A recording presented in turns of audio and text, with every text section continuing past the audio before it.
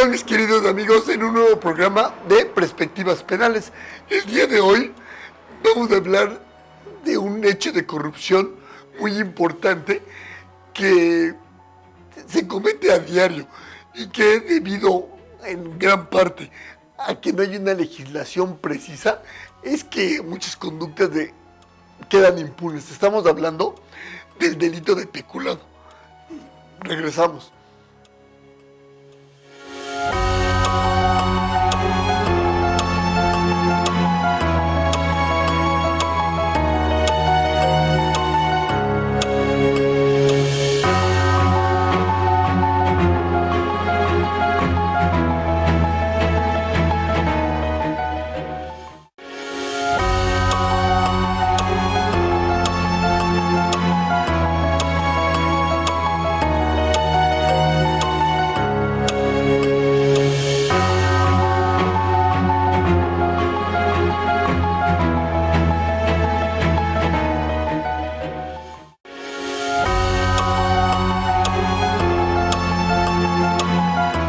Mis queridos amigos, como ustedes saben, el delito de peculado está dentro de los hechos de corrupción.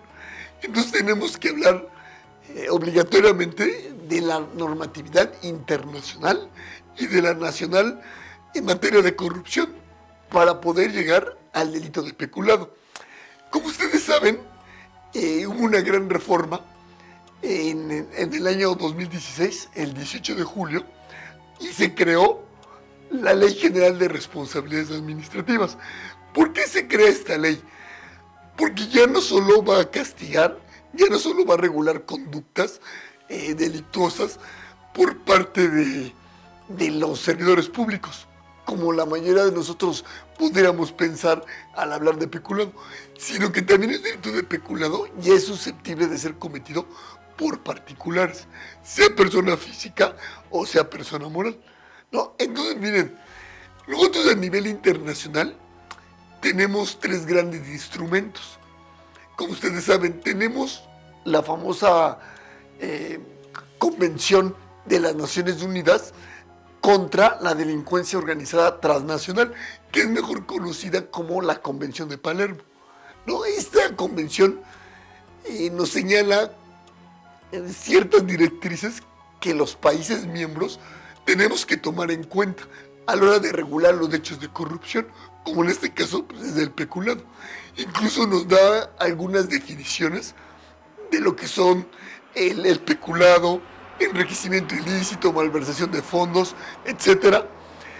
Y nos dice algo muy importante, que también los países parte tenemos que regular la responsabilidad de las personas jurídicas, ¿no? Y me atrevo a decir que nos induce a señalar que hay que regular la responsabilidad penal, pero no lo dice de una forma clara. Incluso en algún momento llega a decir que de acuerdo a la normatividad de cada país la puede sancionar en vía administrativa, vía civil o vía penal, ¿no?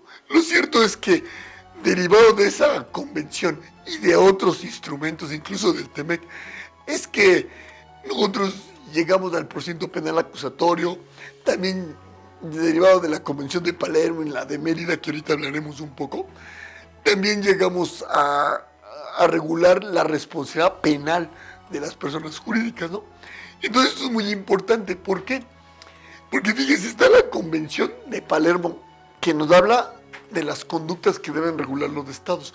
México ya tenía regulado el peculado, pero sirvió para puntualizar algunos conceptos, para algunas palabras, para que no queden impunes esas conductas, ¿no? O tratar de que no queden impunes.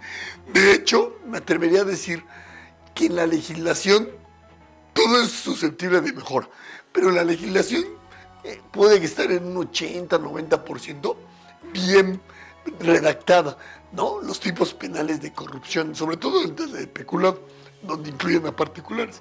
El problema está en otras instancias de por qué se sigue dando mucho este delito, ¿no? Pero bueno, ya comentaremos algunas cuestiones. Pero entonces fíjense, está la Convención de Palermo, ¿no? También tenemos la Convención Interamericana contra la Corrupción, Esto también es muy importante porque también, entre otras cosas, nos señala qué conductas deben de quedar reguladas en las legislaciones de los países para poder prevenir en materia administrativa, por ejemplo, y combatir el peculado en este caso, o los hechos de corrupción. Y también tenemos una convención muy importante que afortunadamente y para orgullo del Estado mexicano se dio en Mérida, ¿no? En el año de 2003. Y también esa fue un parteaguas para poder crear en México el Sistema Nacional Anticorrupción. Que bueno, no ha funcionado como uno esperaba, pero ha tenido algunos avances. Porque ustedes saben que México está catalogado de los países desafortunadamente más corruptos, ¿no? Por ejemplo, en una escala del 0 al 100, donde el 0 es de los países más corruptos, a México lo pone en el lugar 28. Entonces, fíjense, estamos muy cerca de lo más alto, ¿no? Eso fue hace como 3 años, este dato que les proporciono. Espero que no haya subido, pero bueno. Entonces, fíjense cómo si es un delito pues muy importante, más que nada la importancia en la que se pueda disminuir, ¿no? Porque como ustedes saben, esto nunca va a terminar, pero imagínense que se disminuya. Si se dice que en los años de 1980 fue cuando más auge tuvo la corrupción en México y eso, pues si no lo tenía antes tanto, pues eso quiere decir que sí se puede bajar, ¿no? Que no es imposible. Desafortunadamente, luego las personas o los funcionarios que están planteando todo esto de combate a la corrupción y eso, pues no ponen de su parte, ¿verdad? Ustedes, cada quien tendrá su imaginación a qué me refiero con eso, y no se baja la corrupción, ¿no? Y a nivel legislativo creemos que es correcto. Bueno, entonces ahorita que regresemos del corte, vamos a empezar ya de fondo a ver cómo se legisló en México para poder disminuir la corrupción. Pero eso lo veremos en unos momentos, mis queridos amigos.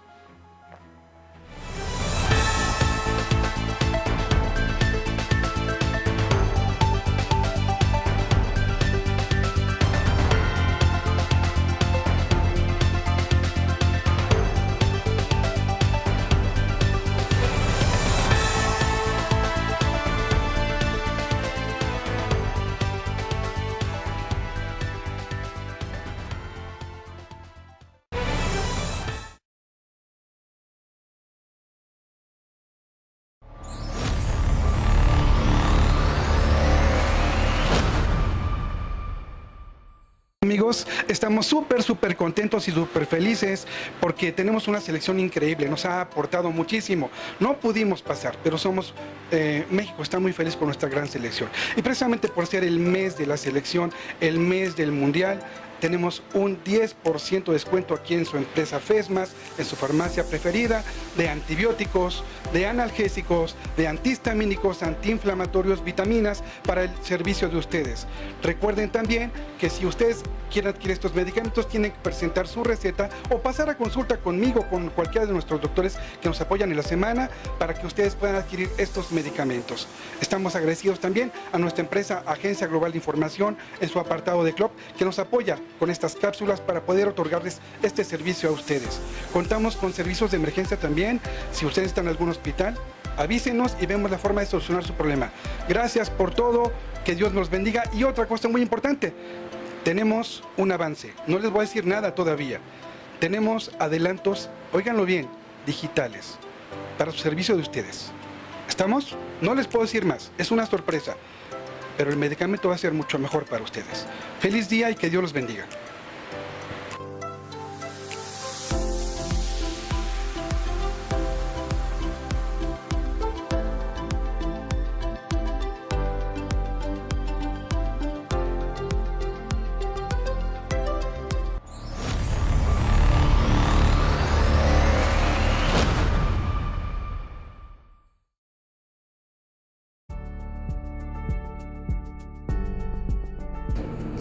Cada pieza es cortada a mano, una a una, lo que garantiza un alto nivel de detalle y además su singularidad única, ya que es completamente imposible que existan dos iguales. Los materiales utilizados han sido creados en altos hornos, dándole a cada vitromural una resistencia superior frente a la humedad, el calor y la radiación solar. Y aunque la paleta de colores no es tan extensa como en la pintura tradicional, la combinación de técnicas y materiales logra acabados sorprendentes, llenos de textura, profundidad y carácter. Cada vitromural no solo es arte, es permanencia, identidad y resistencia.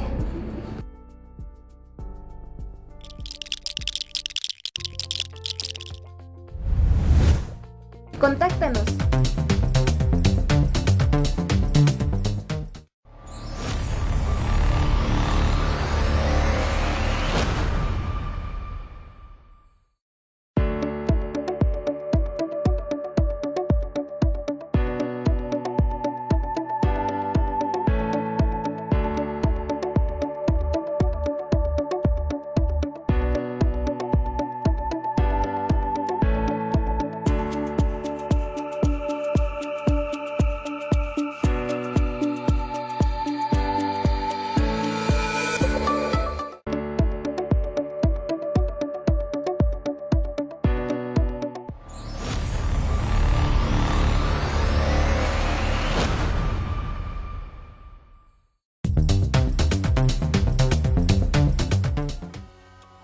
Desafortunadamente, la corrupción es como una hiedra, como una medusa, que le cortamos una de sus partes y salen mucho más. Eso es lo que nos ha venido perjudicando, porque cuando han habido serios intentos de disminuir la corrupción, pues no se ha podido. Esa es la realidad de México. Pero bueno, a nivel legislativo creo que sí se hizo un panorama completo para tratar de prevenir y de abatir, de sancionar la corrupción. ¿Qué es lo que se hizo a raíz de esas convenciones que comentábamos? Bueno, se hizo unas reformas constitucionales, ¿no? Precisamente donde se establecían los diferentes tipos de sanciones a los servidores públicos e incluso a las personas. Por ejemplo, decíamos que se crea la Ley General de Responsabilidades Administrativas, que es una ley marco, la que le llamamos ley marco. ¿Por qué? Porque va a dar la instrucción en las directrices para los 3 niveles de gobierno, para las legislaciones en los 3 ámbitos, que es la federación, estados y municipios, ¿no? Entonces es muy importante esa ley marco. Y en esa ley marco se establecen también unos hechos de corrupción, pero fíjense, se sancionan como en un procedimiento disciplinario, ¿no? Donde pueden poner multa, una suspensión, si es persona moral, pues la disolución, ¿no? Un apercibimiento, o sea, cuestiones de tipo sanciones administrativas. Y fíjense, tanto a la persona física como a la moral. Claro, esto ya desde la ley de responsables servidores públicos y en otras legislaciones ya se preveía un procedimiento para personas jurídicas. O sea, eso no es nuevo. Pero bueno, se acabó de apuntalar y se dejó bien preciso que tanto la persona física como la persona moral pueden ser responsables, ¿no?, de sus actos de corrupción. Eso es lo importante, ¿no? Y es muy importante saber que son responsabilidades autónomas.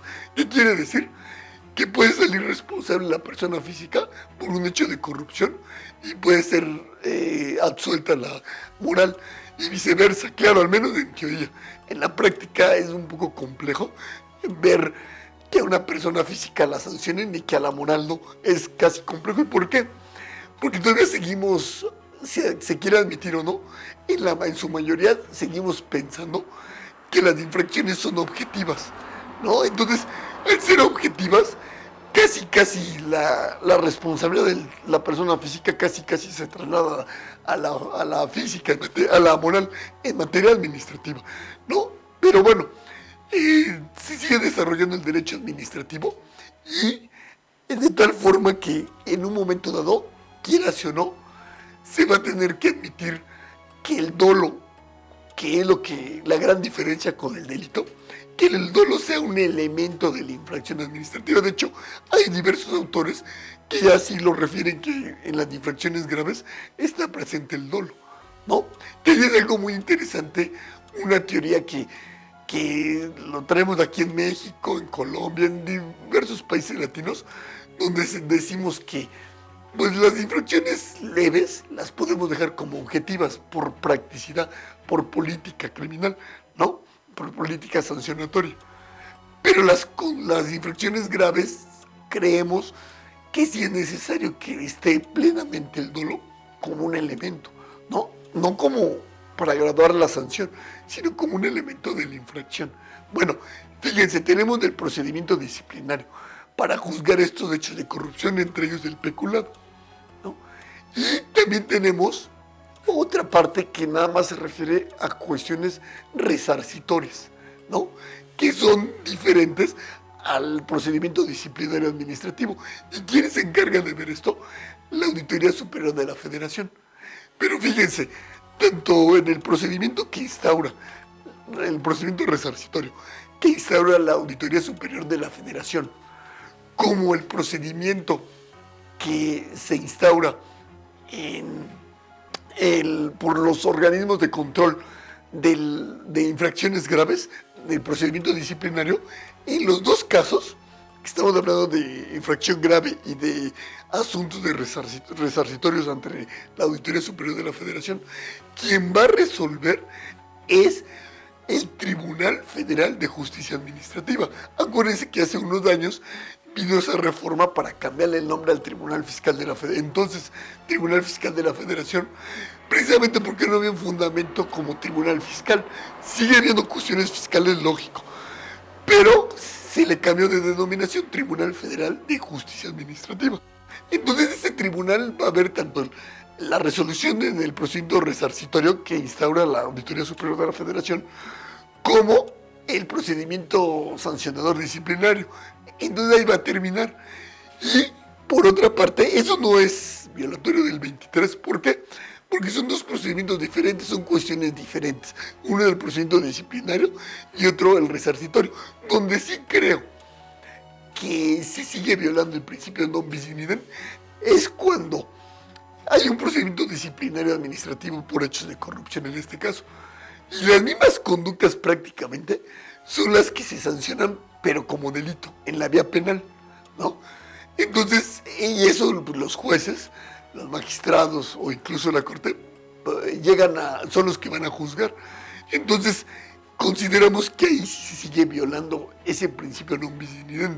Nadie puede ser juzgado dos veces por el mismo delito, entendiéndose, de acuerdo al principio pro persona y otra argumentación, entendiéndose por el mismo delito como por el mismo hecho ilícito, ¿no? Porque ya veremos que entre la infracción y el delito realmente sí comparten la misma naturaleza. Por eso es que consideramos que ahí se está violando. El non bis in idem, como en España y en muchos países ya desde hace muchos años reconocieron que no se puede hacer eso, sobre todo lo dijeron en el ilícito de contrabando, ¿no? O es infracción o es delito. Y en México, en el contrabando, en los hechos de corrupción, seguimos hablando de lo mismo, ¿no? De que sí se puede sancionar por las dos vías, ¿no? Aunque ya veremos que ya cuando uno lleva el procedimiento, si realmente fueran dos vías diferentes, pues yo podría atacar un acta de visita o cualquier cosa en materia penal. ¿Y qué es lo que nos dicen? No, eso no, porque eso es en la vía administrativa. Bueno, y si yo no quiero pelearme en la vía administrativa y nomás en la vía penal, no voy a poder decir que un acta de visita o cualquier diligencia que supuestamente pertenece al ámbito administrativo no lo puedo recurrir yo o no lo puedo impugnar. Entonces es algo delicado, pero bueno. Entonces decíamos que está en la Ley General de Responsabilidades Administrativas, ¿no? Está en la ley que también que regula el procedimiento resarcitorio de la Auditoría Superior de la Federación, de la cuenta pública, que tiene que ver esa ley precisamente con que se resarza el dinero que fue dispuesto o en beneficio de manera ilícita por parte de un funcionario o incluso, como decíamos, hasta por una particular. Entonces fíjense cómo es muy importante saber esas dos cosas. Luego está la vía penal, que decíamos que en un capítulo es profeso para los hechos de corrupción, en el 223 se encuentra específicamente el de peculado, ¿no? Entonces, como pueden observar, ya tenemos el marco sancionatorio. Incluso creo que está sobreregulado, ¿no? Pero bueno, ahí está muy bien. Donde creo que estábamos quedando de ver es en la parte preventiva. Porque por muy bien que esté la ley, a nosotros lo que más nos va a importar es que haya buenos juzgadores, buenos funcionarios, que sean los que resuelvan estos casos, ya sea para condena o para solución o para declarar la responsabilidad o la no responsabilidad. Entonces fíjense cómo todo ese tipo de cuestiones es muy importante. Yo creo que en materia legislativa todavía falta nomás ajustar algunos términos que todavía crean confusión, sobre todo, por ejemplo, cuando se combinan recursos públicos para que se integre el tipo con recursos particulares, como podría ser en un fideicomiso. Eso lo he llegado a ver en las universidades, ¿no? Privadas, que a veces tienen un fideicomiso, pero tienen recursos públicos. Entonces allí, para integrar los tipos penales por hechos de corrupción, a veces se complica. Y por ahí tenemos los tres términos que todavía hay que ajustar, pero considero que ahí sí, en el Sistema Nacional Anticorrupción, creo que no me falta seguirlo aplicando y de manera más estricta para que avancemos. Pero en la prevención, desafortunadamente, ahí sí, ustedes han visto, para qué cito, los casos donde sigue habiendo demasiada corrupción por parte de funcionarios públicos y de particulares. Pero bueno, entonces a nivel legislativo ya quedamos, ¿no? Y a nivel preventivo, ahorita nada más, si da tiempo, vamos a analizar algunas cuestiones por donde podríamos atacar o ayudar a la prevención real, no nada más de ley o de escritorio, no, sino una prevención real que disminuya la corrupción. Bueno, fíjense, entonces ya que dijimos de esto muy somero, que hablamos de las tres convenciones internacionales, que hablamos un poquito de las legislaciones en el Sistema Nacional de Anticorrupción, pues ahora sí me voy a enfocar para comentarles un caso práctico de lo que es el delito de peculado, ¿no? Lo primero que vamos a decir es cuáles son las hipótesis que vienen en el 223 del Código Penal Federal, que nos establece que se debe de entender por peculado. Y lo que quiero llamar su atención es en el sentido de que ya incorporan en algunos casos a los particulares, ¿no? ¿Cuál es su primera hipótesis? Así, la más conocida, la más famosa, podríamos decirle, de lo que es el peculado. Bueno, la ley que dice que todo servidor público, dice que se beneficie, ¿no? O sea, para sí, o para un tercero, sea persona físico-moral, por desviar dinero, bienes, fincas o cualquier otra cosa que pertenezca al Estado, pues siempre y cuando se le haya transmitido esa cosa, ese dinero, y ya sea en administración, ya sea en depósito, ya sea en posesión o en cualquier otra causa, por cualquier otra causa, que ahí también viene un problema de taxatividad. ¿Qué quiere decir de taxatividad? Acuérdense que en materia penal y en materia administrativa, en materia sancionatoria, los tipos penales o los tipos de infracción deben de ser claros, precisos, que no sean ambiguos. Y en este caso, cuando dice o que se le haya puesto a su disposición por cualquier otra causa, pues está siendo ambiguo, ¿no? No está precisando. Entonces yo creo que ahí en un amparo, en un medio de impugnación, pues quizá podría salir absuelto a la persona, en el sentido de que esa ley, en esa hipótesis, si no es por administración, por depósito o por posesión, pues entonces tendría a lo mejor que dictarse una sentencia de absolución por no estar bien clara la ley a qué se refiere o por cualquier otra causa. Pero bueno, y entonces decíamos que esta es la hipótesis principal, ¿no? Ese servidor público que se beneficia, ya sea él o una persona físico-moral, es un tercero. Pero el requisito es de que haya sido precisamente por recursos del gobierno federal, del Estado, que se le hayan dado en administración, en posesión, en depósito, ¿no? Entonces ahí vamos a ver un ejemplo, ahorita que regresemos, Vamos a ver un ejemplo concreto para que quede bien claro qué es lo que pasa en este caso del peculado.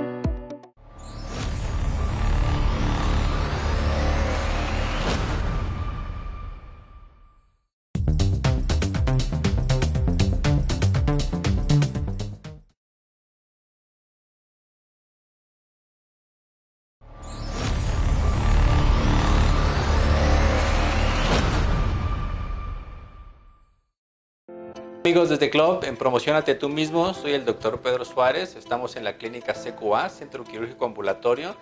Les recuerdo nuestra ubicación, estamos en la calle Sur 111A, número 706, en la colonia Sector Popular, Alcaldía de Iztapalapa.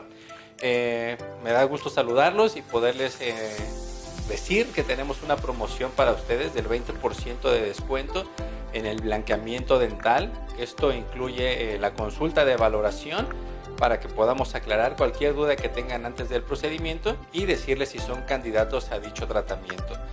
Los invitamos a que visiten nuestras redes sociales. Estamos en Facebook y en Instagram como Clínica CQA, Centro Quirúrgico Ambulatorio.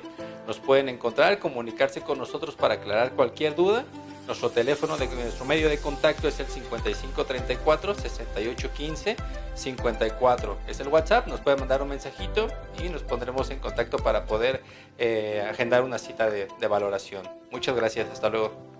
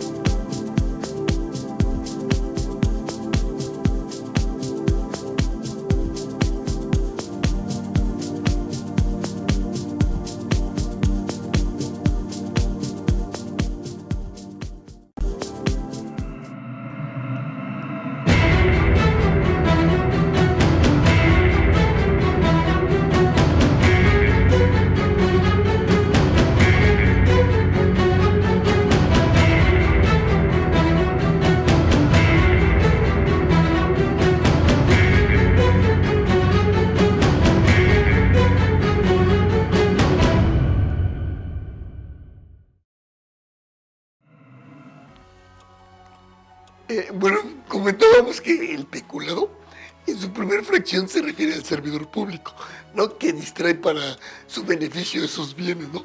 Que le fueron encomendados en administración, depósito, en posesión.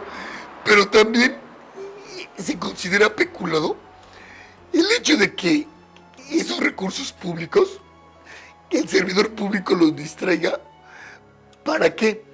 Para promover, ya sea políticamente, socialmente, a una persona o incluso a su superior. Ustedes saben por qué se empezaron a dar estos tipos penales, ¿no? Y no solo al servidor público, ¿no? Sino también especulado la persona, o sea, la persona en general, ¿no? Y allá no nos piden una calidad específica, que también distraiga recursos públicos también para hacer esas promociones o esas denigraciones, porque también he especulado el hecho de que yo use los recursos para denigrar a otra persona, no con recursos públicos, ¿no? Sobre todo pues, en campañas políticas, ¿no? Y también he especulado, también sin ser servidor público, la persona que tenga recursos para administrar o para disponer de ellos y los destine a otra cuestión, ¿no? Los desvíe de su objeto. Ahorita les voy a platicar un caso donde afortunadamente no condenaron a una mujer, a una persona, una señora, porque pues, lógico, no cometió el delito, aunque todo indicaba que había conducta típica antijurídica, pero no culpable. Pero bueno, ahorita, nada más para dejar claro el peculado, vamos a poner un ejemplo, y que fue real, ¿no? Nada más quitando nombres, pero bueno, un administrador de Cepomex, de Servicios Postal Mexicano, en el estado, sí les voy a decir, en el estado de Chiapas, ahí él era el encargado de poner el recurso que llegaba en ventanillas en una caja de seguridad para luego dárselos a otras personas y al otro día le iban a depositar en una cuenta de Cepomex, porque hay que recordar que Cepomex es parte de la administración pública, es un organismo descentralizado, ¿no? Con personalidad jurídica y patrimonio propio, ¿no? Entonces se depositaba una cuenta de Cepomex, pero ¿qué se le ocurrió hacer a esta persona? A este administrador de Cepomex se le ocurre ese dinero que ya lo tenía en la caja de seguridad, tomarle cuando ve que ya casi no hay nadie más que por ahí, yo creo que había un vigilante, se le ocurrió ponerle en su mochila, que eso luego también fue muy importante para poderlo condenar, en el sentido de que el policía pues, se le hizo raro y que le pidió que le dejara ver la mochila y dijo que él no, que él era el administrador. Y no se la dejó ver, pero el policía se dio cuenta que era una mochila de ciertas dimensiones y que estaba aparentemente retacada de algo, ¿no? Bueno, era del dinero. Bueno, entonces, y se va, ¿no? Entonces, fíjense cómo en la primera hipótesis que comentamos, en el segmento anterior, cómo allí se da precisamente ese delito de peculado, que dice, todo servidor público, en ese caso era servidor público, ahorita lo analizamos, pero de una vez, ¿por qué servidor público? Bueno, ustedes saben que servidor público, de acuerdo a la Constitución y de acuerdo a la Ley de Responsabilidades Administrativas, es cualquier persona que trabaje en cualquiera de los tres poderes, ejecutivo, legislativo, judicial, incluso de los tres ámbitos, aunque ahorita nos estamos refiriendo al ámbito federal, no el peculado a nivel federal. Y también de los organismos autónomos. En general, el servidor público es toda persona que tenga un cargo, ¿no? Ya dijimos, en cualquiera de los poderes o organismos autónomos, ¿no? Desde el presidente hasta jerárquicamente la persona de menor grado, ¿no? De menor jerarquía. Entonces, prácticamente incluso hasta quieren meter, y hay todavía una discusión de que la gente que usa recursos públicos para efectos de las sanciones, incluso también quieren decir que es servidor público. Pero bueno, eso ya sería un tema de debate. Entonces, en este sentido, él era de Cepomex. ¿Y cómo puedes acreditar que es servidor público? Bueno, en el nuevo sistema, bueno, ya en el procedimiento penal acusatorio, pues ustedes saben que puede ser desde que el fiscal le haga preguntas al propio imputado, ¿no? Claro que aquí algunos jueces dicen si le contesta el imputado a la defensa, le tiene que contestar al MP y otros no, nada más le puede contestar a la defensa al MP, pero bueno, Puede ser por preguntas del Ministerio Público, para que él diga que sí es servidor público y que es administrador de Cepomex, o puede ser por ese formato único de personal, donde viene la antigüedad, vienen sus funciones, vienen todo lo relativo al trabajo, y eso lo va a incorporar a través, normalmente, ¿cómo lo incorporas en este sistema? Pues puede ser a través del apoderado legal de Cepomex o del encargado del director de recursos humanos, ¿no? También, ¿cómo puedo acreditar? Pues con su nombramiento, ¿no? Y también lo van a incorporar probablemente con el director de Cepomex, ¿no? O el mismo apoderado, porque acuérdense que para incorporar un documento y forme parte del procedimiento, acuérdense que no nada más es que lo elabora, puede ser o el que conozca de él, ¿no? Muchas veces nosotros incorporamos pruebas, si somos defensa, pues con el propio imputado, y si somos fiscalía, a veces con la víctima, ¿no? Pero bueno, en este caso, una vez que declaren sobre el documento, ya pedimos que se incorpore, ¿no? Entonces así se puede acreditar la calidad de servidor público, ¿no? Y de un beneficio para sí, ¿no? Ahí está muy claro cómo se benefició. ¿Por qué?